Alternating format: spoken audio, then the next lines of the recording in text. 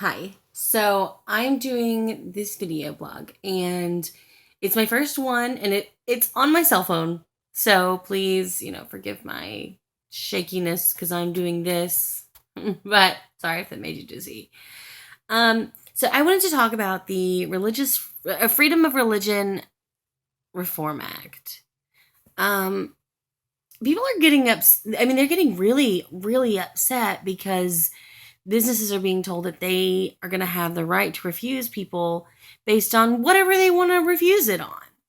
Um, well, the first thing that I want to say is I don't necessarily agree that people should refuse service based on, sexual orientation or gender or race or religion. I'm not necessarily saying that I agree that they should, but I do agree that they should have the right to do so.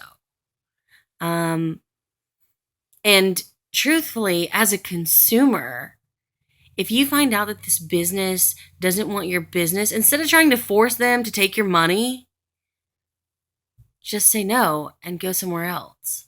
Like it's really really simple. You know, for instance, Chick-fil-A. I love Chick-fil-A and their views have never really cared. Um, but I know that a lot of homosexuals are very upset because they spoke out against gay marriage. Well, they wanted there was a huge uprising. People wanted to sue Chick-fil-A because they had an opinion about something. Um, and then they still bought the product. I mean, there was a lot of people that didn't buy their product for a long time, and still don't buy their product. But it didn't change their views, and it's not gonna change their views.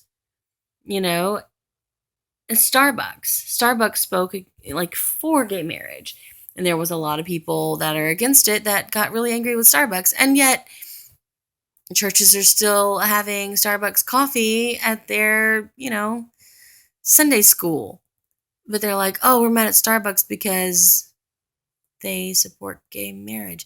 I don't understand this. Like, if a company wants to refuse your service or tells you that they don't want your business if you believe differently than they do, don't go there.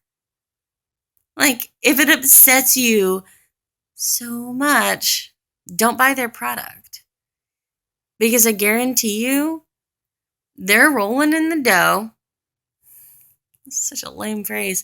Anyway, they're making lots of money from you, the consumer, and then you leave there and then you talk about them like, and act like it matters to them. No, they're still getting paid from you. So nothing that you just did or said really mattered. Now, did it? So, yes, I think that businesses should have the right to refuse service. Now, it may cut into their profit margin. And if they do that, then they're going to have to deal with those consequences. Um, but that's up to them. It's whatever they decide to do. But truthfully, I personally feel like giving businesses and corporations the right to do what they feel like they want to do with their own business is fine because you like with your home, are you going to get discrimination just because you don't let Sally Sue in because she smells bad? Are you discriminating against homeless people because you're not welcoming them into your home because you're afraid they're going to steal from you? Is that discrimination? You're going to not let me into your home because I just made this video and you don't agree with it? And now you're discriminating against me? No, if you have the right to refuse people into your home, well, your business is an extension of your home. It's something that you put time and effort into. You spend money on. The federal government is not paying for your business. Now, with, the federal government, obviously they should not be allowed to refuse people and, based on those things. But that's also something completely different. We're not even talking about that. But if we were, I'll go ahead and give us a for instance. If the federal government wanted to regulate and say, "Oh, we're not going to let people in this room because they're Christian," well, that's something that we the people pay for, so we kind of have a right to go in there. Um, But a private business, like, for instance, let's just say Walmart. Walmart says, I don't want lesbians in here. Gay people are fine, but I don't want lesbians.